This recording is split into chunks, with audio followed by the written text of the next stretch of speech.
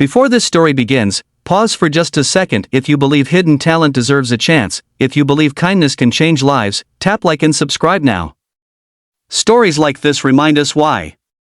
And trust me, you won't forget this one. Everyone thought it was just another viral moment waiting to happen. A famous singer, adored by millions, stepping into a charity gala held inside an old concert hall she once performed in before fame found her. Cameras followed her every move. Flashing lights. Smiles rehearsed to perfection. No one noticed the janitor polishing the marble floor near the stage, except to complain that he was in the way. His name was Daniel. He had been cleaning that building for 7 years, quietly listening to echoes of rehearsals he would never be invited to join. Daniel used to sing once. Not professionally, not publicly. He sang to his mother while she cooked, to his little sister when she couldn't sleep, and later, to empty rooms when life demanded he choose survival over dreams. When bills piled up and auditions led nowhere, the mop replaced the microphone. Still, every night after everyone left, Daniel would stand center stage and hum softly, careful not to let his voice climb too high, afraid someone might hear how much he loved it. That night, the famous singer, Lena Royce, was irritated. The sound system wasn't right. The pianist missed a cue. The applause during rehearsal felt flat. Then she heard it. A note. Clear. Warm. Floating through the hall like it didn't belong to the mess of her frustration. She turned sharply and saw Daniel freeze mid-swipe, mop dripping onto the floor. "Was that you?" she asked, her tone sharp enough to cut. Daniel nodded, embarrassed. "I'm sorry. I didn't mean to." "Sing," she interrupted, a slow smile forming, not kind but curious. "Come up here." People laughed softly. A janitor? On stage? Cameras zoomed in. Lena handed him a microphone with a playful shrug. "Let's hear it. Just for fun." Daniel's hands trembled. This wasn't a dream. This was humiliation dressed as entertainment. He looked out at the empty seats, imagining them full of people ready to laugh. Still, something inside him, something tired of hiding, pushed him forward. He sang. At first, it was soft. Careful. But then the notes rose, rich and controlled, carrying a depth that silenced the room. Even the cameraman stopped adjusting focus. Lena's smile faded. Daniel's voice didn't strain. It soared, effortlessly hitting notes that demanded discipline, pain, and years of quiet practice. When he finished, no one laughed. The silence was heavy, uncomfortable. Lena forced a clap, followed by a few others.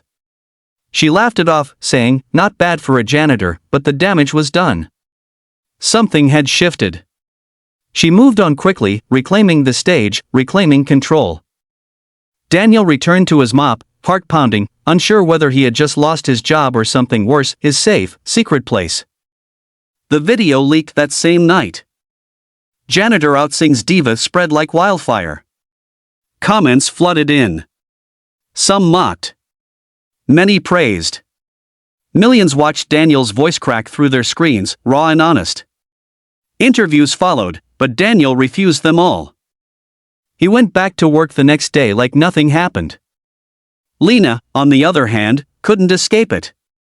Every interview brought questions about him. Every compliment carried a comparison. She had spent her life chasing perfection, polishing her image, training her voice until emotion sometimes felt secondary. And now, a man with a mop had reminded the world what music was supposed to feel like.